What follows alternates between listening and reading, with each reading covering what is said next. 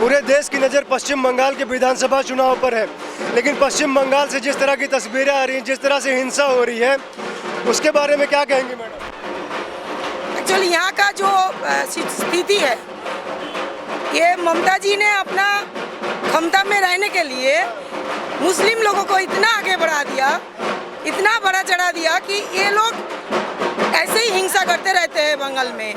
तो और ये जो इलेक्शन में हिंसा आप लोग देख रही है, ये बहुत दिनों से चलता रहता है। तो भाजपा का इस बार का यही इशू है कि इलेक्शन में यही हिंसा ना हो। दीदी तो लगातार बोल रही हैं कि सुरक्षा बलों को घेर लो, उनको काम मत करने दो। ऐसा क्यों? ये क्या उकसा रही हैं लोगों को? यही तो बात है, इनको लोगों का चिंता नहीं है, राज्यवासी का चिंता नहीं है, इनका अपना वोट का चिंता है। तो सीआरपीएफ जो आ गया, तो वो जो अभी छप्पा से जीत जाते थे, छप्पा वोट से जीत जाते थे, डरा धमका के लोगों को वोट केंद्रों तक नहीं जाने देते थे। अब सीआरपी आ गया तो इसलिए वो नहीं हो पा रहा है। इसलिए वो झूठ मूठ का ये सब फैला रही है और बोल रही है कि सीआरपीएफ को घेर लो। तो हम एक प्रश्न उठाते हैं, गणतांत्रिक देश में हमारा गणतांत्रिक सीआरपीएफ को घेरने का जो धमकी दे रही है, ये क्या कर रही है? ये एक सीएम है क्या? ये तो लगता है कि कोई माओवादी है, कोई संतरासवादी है जो इस तरह बात कर रही है कि सीआरपीएफ को घेर ले। और उसी की बात सुन के कल इतना 400 से 500 आदमी सीआरपीएफ को घेर लिया। अरे भाई, सीआरपीएफ में भी हमारी घर का आदमी है, तो उनका भी जान का कीमत है, तो वो क्यों नहीं गोली चलाएगा? हम एक माँ होके बोलेंगे कि अच्छा हुआ कल गोली चलाया, उनका भी कुछ पैसा थमा दिया, इसका मतलब नहीं है कि अपना जिंदगी दांव पे लगा दो। आप ऐसे इतना जमायत करेंगे, लाठी लेके, छुरी लेके, तलवार लेके मारने जाओगे तो सीआरपीएफ तो गोली चलाएगा ही भाई। तो इसमें उनका क्या दोष है? ये पूरा जिम्मेदारी ममता जी को ही लेना है, मुख्यमंत्री को लेना है। एक मुख्यमंत्री होके ऐसा स्टेटमेंट कैसे दे सकता है? ये छप्पा वोट क्या होता है? छप्पा वोट क्या होता है? छप्पा वोट ये होता है कि जो वोटर को वोट केंद्रों में पहुंचने नहीं देता है, अपना एजेंट रखते हैं, वो लोग जाके ईवीएम का बटन दबा देते हैं अपना बॉक्स में और किसी को नहीं जाने देते हैं अंदर। धरा धमका के घर के अंदर बंद करके अपना मर्जी से वो अपना बटन दबा लेते हैं। इसीलिए ममता जी बखला गई है और जो अनप शनप बकने में उतावली हो गई है, इसीलिए सीआरपीएफ को अटैक करने के लिए उन्हें बोला। वो तो बोले कि अमित शाह को त्यागपत्र देना चाहिए। अरे उसके तो बहुत पहले त्यागपत्र दे देना चाहिए था, जब बागस्ट्रीट में वो लड़की को दर्शन करके गिरा था और बोला था ये घटना छोटा घटना है, तभी उनको पदत्याग कर देना चाहिए था, क्योंकि वो जब तक रहेगा, ये वेस्ट बंगाल का औरत सुरक्षित नहीं है। यहाँ से 8 से 80 तक कोई लेडीज सुरक्षित नहीं है। जब तक ये गवर्नमेंट रहेगा, ये सुरक्षा नहीं मिलेगा यहाँ का औरत को। एक औरत होके औरत को सुरक्षा नहीं दे सकते, तो उसको पद में बैठे रहने का क्या मतलब है? खुद से मुख्यमंत्री बैठ के बना हुआ है, स्वराष्ट्र मंत्री बन के बना हुआ है, और हम लोगों का कोई सुरक्षा है ही नहीं। तो फिर पहले वो पदत्याग कर दे, उसके बाद तो अमित शाह को देखेंगे। दीदी के जो नेता है सुजाता मंडल खान, वो बोलती है कि जो दलित समाज भिखारी होता है, वो इसीलिए बीजेपी को वोट दे रहा है। अरे इसके बारे में तो मत बोलिए, इसके बारे में बोलना ही बेकार है, क्योंकि इन लोगों का इतना हिम्मत बढ़ गया कि किसी को भी अपमान कर सकते हैं। दलित सैनिक को उसका क्या किया? दलित सैनिक क्या है उसको पता भी है क्या? जिन लोगों का खाते हैं उन्हीं लोगों को अपमान करते हैं। ये तो इन लोगों का मतलब, इसके लिए हम बोलना भी नहीं चाहते हैं, क्योंकि वो लेडीज़ को हम मतलब कोई समझते नहीं है कि वो कुछ है तो ठीक है, पहले बीजेपी में था ठीक है, लेकिन उसी टाइम में भी हम लोगों को उतना कुछ क्या पसंद है? किसी को पसंद नहीं था। और अभी जो देख रही है वो तो बोलने का लायक ही नहीं है। शर्म आते हैं हम लोगों को। हम तो उनके तरफ से हम माफ़ी मांगेंगे पूरा दलित समाज के पास। बटुआ समाज के बारे में भी बोल रही थी, बोलने के लायक नहीं है। वही बोलने का लायक नहीं है, उसके बारे में हम कुछ बोलना ही नहीं चाहते। दीदी हमारा चाहिए। अच्छा ये बताइए, जो प्रशांत किशोर का ऑडियो लीक हुआ है, उसमें स्वयं मान रहे हैं कि बीजेपी आने वाला है? स्वयं मान रहे हैं कि बीजेपी तो आने वाला है। इस बारे में प्रशांत किशोर जी क्या बोल रही है वो अलग बात है। बीजेपी तो आने वाला है, इस बार में कोई संदेह नहीं है। बीजेपी आ रही है, आना ही है। रहे हैं कि अधिक लोग उनको भगवान मानते हैं, मोदी जी को। सुन लीजिए, हम जरूर मानता है, हाँ वो जरूर मानता है, मोदी भगवान है हमारे। अच्छा लग रहा है। सब तक बात है ना मोदी जी का, दीदी ओ दीदी दारुण लग रहा है। मोदी जी जिंदाबाद जिंदाबाद जिंदाबाद, अमित शाह जिंदाबाद जिंदाबाद जिंदाबाद, जेपी नड्डा जिंदाबाद। दीदी, मोदी जी दीदी और दीदी बोलते हैं कि हमारा अपमान कर रहे हैं। अरे दीदी को दीदी बोलना अपमान होता है, ये तो हमको नहीं पता है। जिसके लिए जय श्री राम गाली होता है उसके लिए तो वो दीदी अपमान होगा। और वो जो एक प्रधानमंत्री को तू तुकारी करते रहते हैं और बोलता है क्या हुंदुल कुतकुत, ये तो भाषा हम लोग साला, ये क्या है? उसको दीदी बोलने में उसका सम्मान चला जाता है और वो ये उल्टा सीधा बोलते रहते हैं और इसके लिए उसका सम्मान चला जाता है। उसका किसके पास है हमको तो नहीं पता।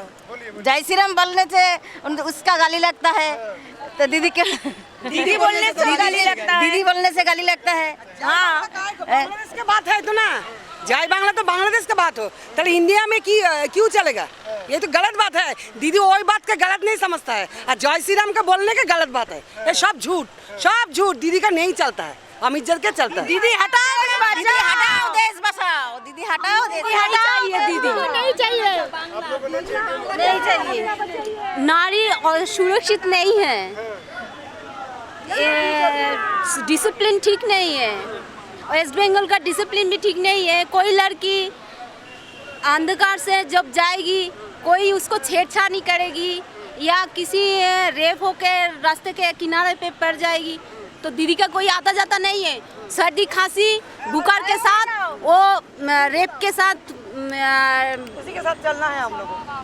अच्छा, दीदी बोलते हैं कि जैसे सर्दी खांसी होता है वैसे धरसड़ भी होता है। दर्शन भी तो आम बात की है। ये बोलते हैं कि शरीर रहने से जैसे सर्दी खांसी होता है तो समझ रहेगा तो धर्षण भी होएगा, मतलब बलात्कार भी होगा। ये है दीदी का मतलब। दीदी बोलना क्या चाहती है और वो बांग्ला अपना लड़की चाहता है। यहाँ पे सब शांति शांति। सामने सामने सामने सामने।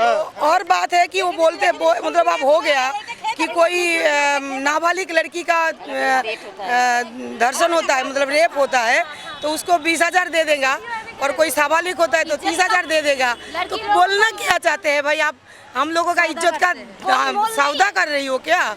मोल लगा रही हो कि इसका ये इतना पैसा है उतना पैसा है, चलो बात इस टाइप का हो गया। वो 20 रुपया का पाउच निकाल दिया और उनकी जो भाई लोग है भाईपो लोग है बोल रहा है कि चलो पाउच खाओ, लड़की को इज्जत लूटो और हम उस लड़की को खमियाजा दे देंगे, चलो आप मजा करो। गैस की दाम बढ़ रही है उसके कोई दिक्कत सबको है, लेकिन पाउच का पैकेट का मौत का दाम बढ़ रही है उसका कोई दिक्कत नहीं है। लॉकडाउन में कोटि कोटि रुपए का मौत बिक्री हुआ, उसके बारे में कोई सोचता समझता नहीं है। लेकिन इलेक्ट्रिसिटी हम लॉकडाउन में दे ही चुका, लेकिन एक पैसा भी मुकुब नहीं किया गया हम लोगों का। मोदी जी ने सब कुछ किया है। उस टाइम पे मैं 500 रुपए 3 मंथ पाया है, मिला है हमको। फिर ओबीसी मोर्चा को हमारा बंगाल में मुस्लिम लोगों को 70% दी जाती है और 30% बंगाली को दे जाती है।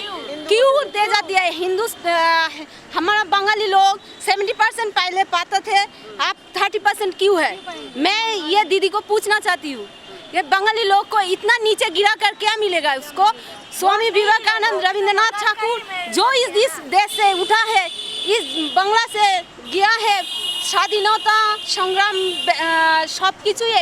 सब कुछ यहाँ पर से ही उठा है स्लोगन। तो अब ये क्यों नारा दी जाती है कि हम लोगों को बहिरागत मोदी जी को क्यों बोल रही है? मोदी जी जो किया अच्छा ही किया, बांग्लादेश से आया है।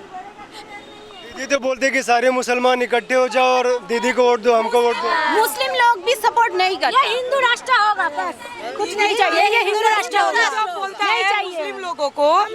मुस्लिम लोग एक हो जाओ, वोट डालो, तब वो सांप्रदायिक नहीं होता है। जो हम लोग बोलते हैं, हम हिंदू होके बोलते हैं कि हिंदू लोग एकजुट हो जाओ, तब वो सांप्रदायिक हो जाता है। ये क्या बात हो गया भाई? हम हिंदू होके नहीं बोल सकते कि हम हिंदू के पक्ष में लड़ेंगे, लेकिन वो हिंदू होके मुस्लिम को पक्ष के लिए बात करेंगे, अपना वोट के लिए बोलेंगे, तो वो सांप्रदायिक नहीं है। और भाजपा सांप्रदायिक हो गया, जो जिसका पहले से ही नारा यही रहा, सबका साथ सबका विकास, वो भाजपा सांप्रदायिक हो जाता है। और दीदी जो मुस्लिम गुट्टी खेलते रहते हैं, वो सांप्रदायिक नहीं होता है। सिंडिकेट बाजी में मैं ही भुगतान भोगी हूँ। मेरे बिल्डिंग का प्रोमोटिंग के बारे में मुझे बोला गया था, मेरे लड़के को, मेरे हस्बैंड को, मेरे को मर्डर कर दिया जाएगा। इसलिए मैं भी ये बात नहीं समझ सकी कि ममता बनर्जी उस सीट का चीफ मिनिस्टर बन पाएगी इस बार में, क्योंकि नारी असुरक्षित है। सिंडिकेट क्या बता रहे हैं? सिंडिकेट चल रहा है। कोई भी भाई को नहीं बोल सकती कि वो सिंडिकेट के अंदर है, लेकिन कोई भी काम धाम नहीं होगा तो क्या करेगा भाई लोग। इसीलिए सिंडिकेट का चल रहा है, प्रोमोटिंग के बाली, सीमेंट, सब कुछ रात के। सिंडिकेट ये चीज़ है, सोचिए कि आपको मकान बनाना है तो उसके लिए जो स्टोन चिप, बाली, सीमेंट ये सब लगता है ना, तो उसका एक ग्रुप बना हुआ है, उसी से लेना पड़ेगा। जितना भी पैसा, मतलब वो जितना रेट बोलेगा उसी रेट में, आपका मर्जी से अब दूसरे दुकान पे नहीं जा सकते। वो लोग जो सप्लाई करेगा उसी में चलेगा। और कुछ भी काम करो, वो जो दादा लोग बना हुआ है टीएमसी का, वो लोग जैसे बोलेगा, जैसे भाव में बोलेगा, उसी भाव में खरीदना पड़ेगा। यही है। हाँ, हुआ है, थ्रेट किया है मुझको कि हस्बैंड को मार डालेगा प्रोमोटिंग के बारे में। हाँ, सिंडिकेट माने मेरा बाड़ी है दमदम में हमारा, तो बाड़ी को प्रोमोटिंग दे चाहते हैं, तो कुछ लड़के लोग हैं जो थ्रेट किया था, जो हम नहीं दे पाएंगे तो हमको मार डाला जाएगा। प्रमोटिंग मतलब क्या? प्रमोटिंग मतलब ये होता है, जो घर जो बड़ा बड़ा बिल्डिंग बन रहा है ना, इसको प्रमोटिंग मतलब इसका जो दलाल बीच में रहता है, उन लोगों को प्रोमोटर बोलते हैं। तो प्रमोटिंग का उसी को बोल रही है, प्रमोटिंग का। हाँ, वो है कि ये लोग प्रमोटिंग में दे चुके हैं, तो उसका वही जो हमारा ज़मीन है, वो ज़मीन हम अपना मर्जी से नहीं किसी को दे सकते। वो लोग ठीक करेगा कौन को देना है, और उसका कट मनी मिलेगा, मतलब उसका भी दलाली चार्ज उनको मिलेगा, वो देना पड़ेगा, तो अभी हम कुछ कर सकते हैं। अरे वो घर बनाने छोड़िए, हम एक घर किराए पे लेंगे, उसके लिए भी वो रेजेंट रजी है, उसका घर हमको किराए पे लेना है, तो उसके लिए भी कुछ पैसा उन लोगों को देना पड़ता। ये स्थिति हो गया अब बंगाल का।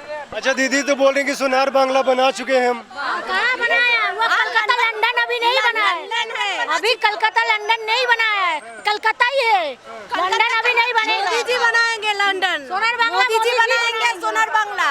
वो दीदी जब तक रहेंगे इधर सोनार बांग्ला नहीं होगा। दीदी देखेंगे वो।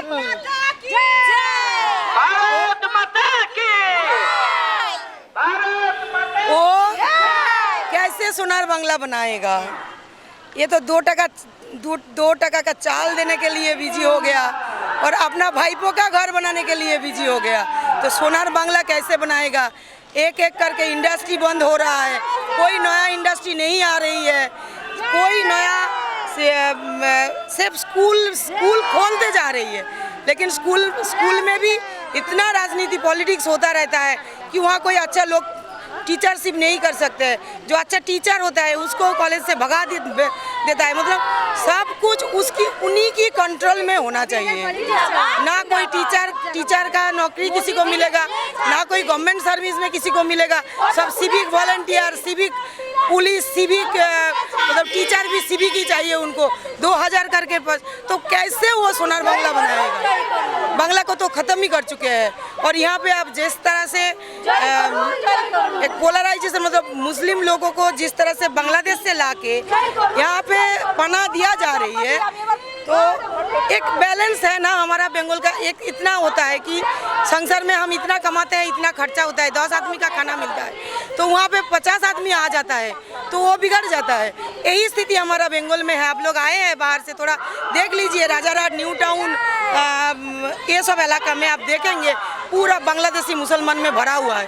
हम लोग जब जाते हैं आधार कार्ड लेने के लिए, वोटर कार्ड लेने के लिए, हम लोगों को बहुत परेशानी में डालते हैं, और वो लोग उधर से आते हैं, उन लोगों को वोटर कार्ड, आधार कार्ड मिल जाते हैं, आके बैठ जाते हैं, लेकिन हमारे ही वही पैसा से उन लोगों को खाना देना पड़ता है ना।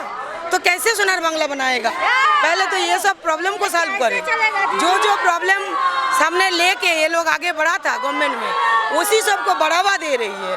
कम तो नहीं हो रहा है, बढ़ावा दे रही है, और जोर शोर से बढ़ावा दे रही है। तो सोनार बांग्ला कैसे बनाएगा दीदी? मोदी जी खत्म ही कर चुके हैं। मोदी जी चाहती है इंडस्ट्री बने, শিল্প গড়ে উঠবে ওয়েস্ট বেঙ্গল पे, तो आत्मनिर्भर भारत হবে। बेकार भाईरा काम पाएगा। तो 2 टका के चाल क्यों खाए हम? 50 रुपए का चाल खाएंगे अपने ही हिम्मत से, अपने ही काम से। भी क्यों मांगेंगे हम? इसीलिए मोदी को चाहते हैं।